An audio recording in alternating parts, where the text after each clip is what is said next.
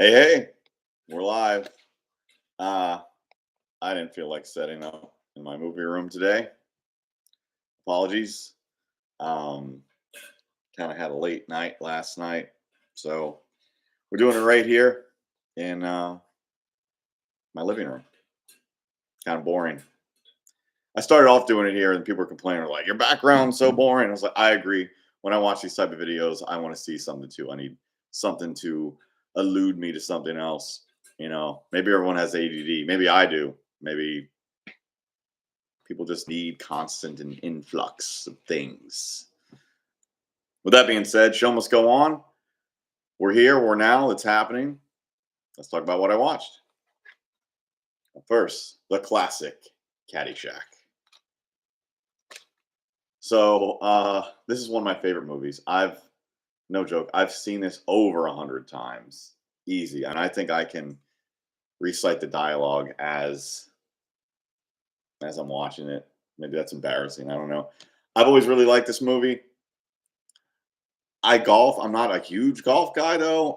And when I first got into this movie, I wasn't into golf at all. But I don't know. I like sports movies, but I don't like sports. It's so weird. Like I love the movie Major League, Field of Dreams. This movie, like I've always really liked sports movies and even documentaries, but I don't really watch sports unless I'm betting on them. That's when it makes it interesting for me. There is some betting going on in this movie too. I think. They start betting whether the judge's grandson is going to pick his nose. His name is Spalding. That's always a funny part. There's so many funny things in this movie. They couldn't and wouldn't make a movie like this again, and I'm so glad it exists. And unfortunately, the writer, what's his name, Douglas Kenny, he passed away early on before this movie really built a cult following, and he wasn't happy with this movie when it came out because he was coming off Animal House fame.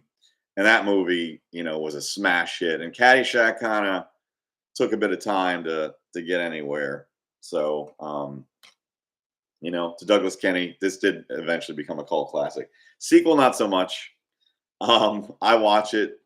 I didn't watch it this time around, but I enjoy it.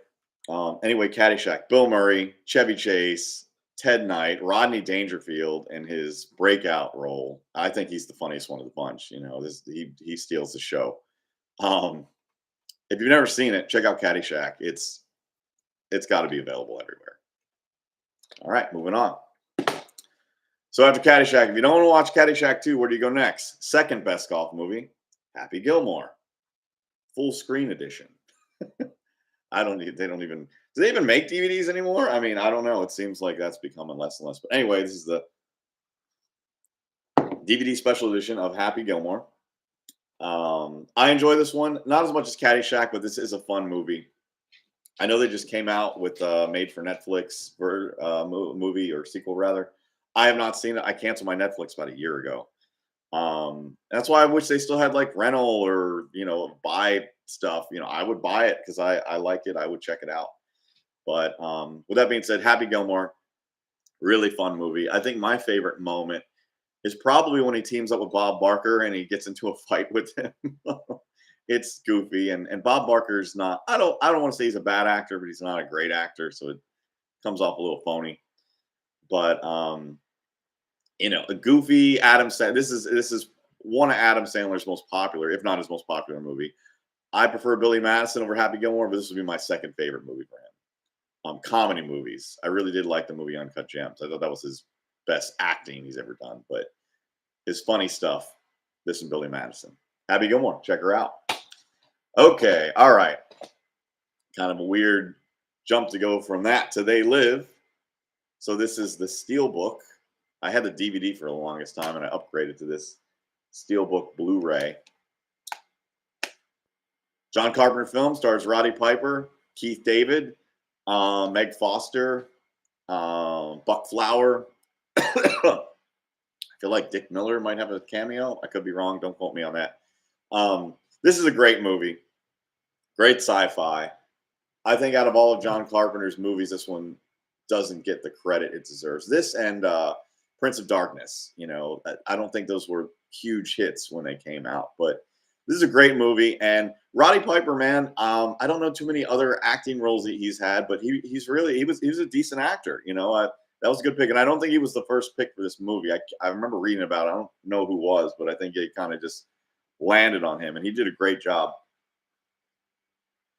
And you know, I don't know too many movies like this. I feel like there's others, but basically, spoiler alert: aliens have populated into our society, but we don't know that. We can't see them until we put on these special glasses. And then Roddy Piper's discovers that, and he discovers people that are aware of that, and they're trying to create an alliance together, against these aliens that are taking over. And kind of works out at the end.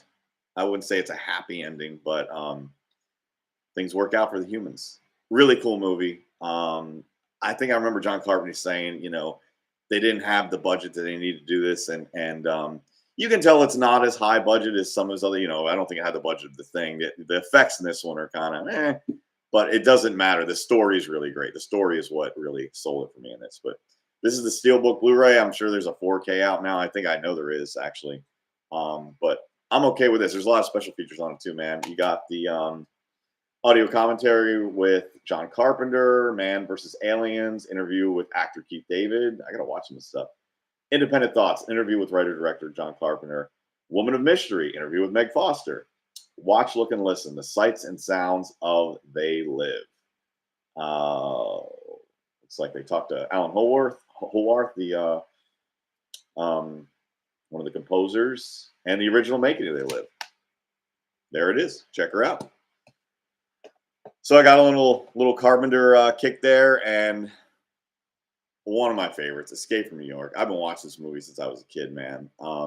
What's funny is, this movie was set in the future. It's actually set in 1997.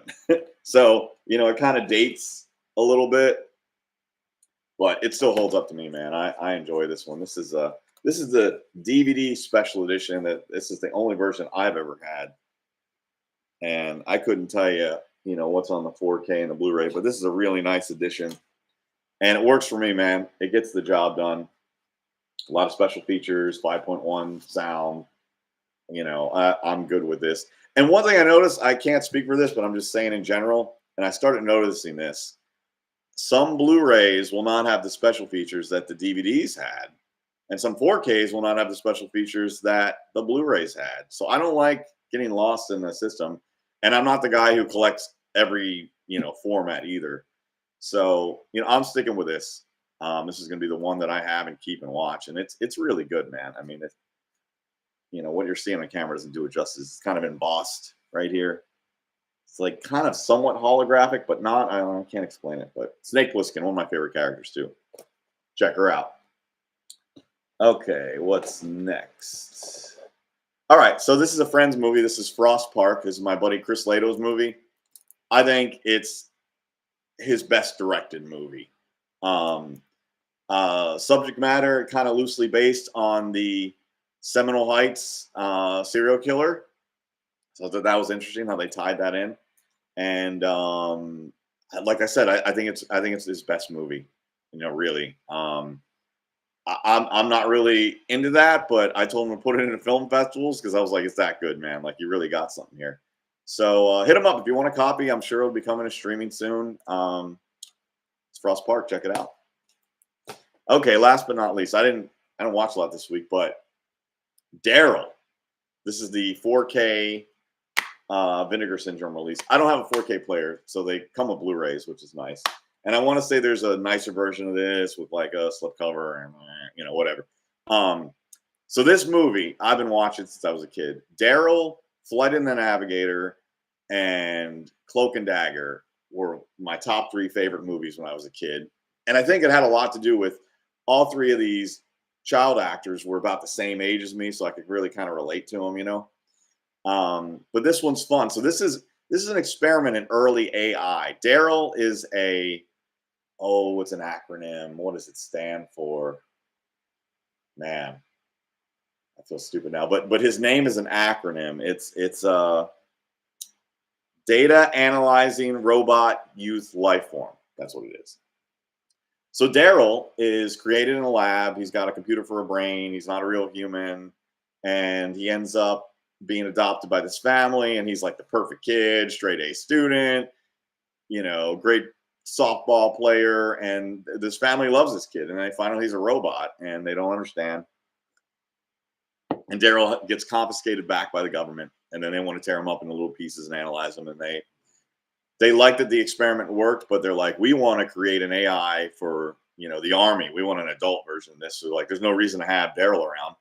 So they order the people that created him to destroy him, and then it becomes like a little kind of sad. But Daryl gets away, and this does result in a happy ending.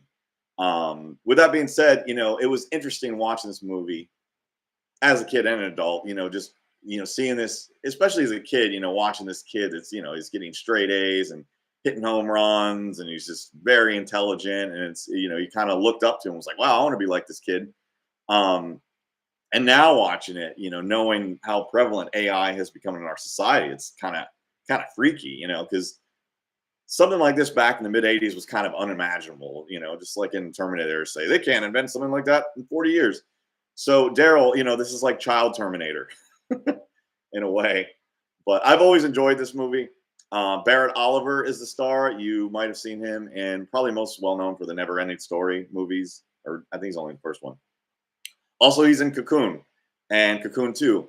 You notice in Cocoon 2, he's kind of a teenager. He starts losing his child star, glimmer. And I don't know if he did anything past being in those 3 movies. I don't know if he made it to adult stardom. I didn't hear any bad stories about him, like you unfortunately hear about a lot of child stars. But I didn't keep up with him. I don't know what his story is. I have to look him up, see if he's done anything in his adult years. But anyway, that's Daryl. So no news, but I mean, I made Fatal Desires. I'm currently boxing these things up. Been doing that for about the past 2 days. A lot of them. This is the slipcover version. Got the Blu-ray. And so a lot of people have asked, I want this one, I want that side. It's double-sided, guys. So if you bought the slipcover, you're getting both, okay? And that's Aaron Brown's signature, my signature, and you got Jessa, Alice, and DeAndre over there. So, and that's the Fatal Desires. These slipcovers are really good. I'm not just saying that to be biased, but I think they came out really good. Artwork by John Devlin. So that's Fatal Desires. We're shipping that.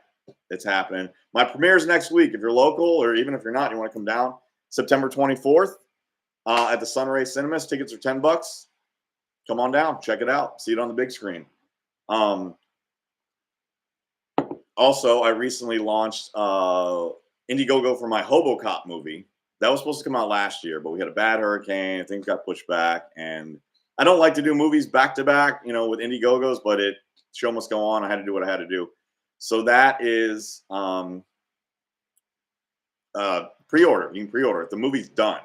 So if you want to order that, go ahead and do it. So another thing I'd like to mention, a lot of my out-of-country fans and friends have been, saying, hey, you're shipping to Canada, or you're shipping to Japan? And so here's the deal. I don't want to do that anymore. I had a bad experience with Swamp Woman, and that's when I kind of stopped international shipping. I'd hate to cut you guys off. With that being said, the movies will eventually be on Amazon and available in that way, the physical. HoboCop, I don't think it's getting to streaming, unfortunately. And also more unfortunate, I don't know if I'm going to continue making movies on quite that level. Not that I don't want to make exploitation anymore, but I have a tendency to go overboard with some of my movies, and the censors don't like that. So the problem I have with a movie like HoboCop or Death Escort Service is they only go so far, and then they just die off. And I gotta keep things rolling, man. So if they don't get them streaming, that's indie movie death, unfortunately. That'd be the equivalent of back in the day, a movie didn't get into rental. This like, well, you just sell them out of the back of your car. So with that being said, HoboCop is, it's made. I'm releasing it. I'll be selling at conventions. I'll be able to get the physical release on Amazon. But as far as streaming, I don't think that one's going anywhere.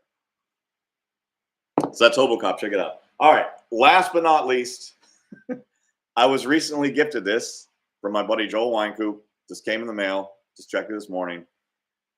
I don't know why he made this, but he did. So I visited him. He was doing this little show like a year ago.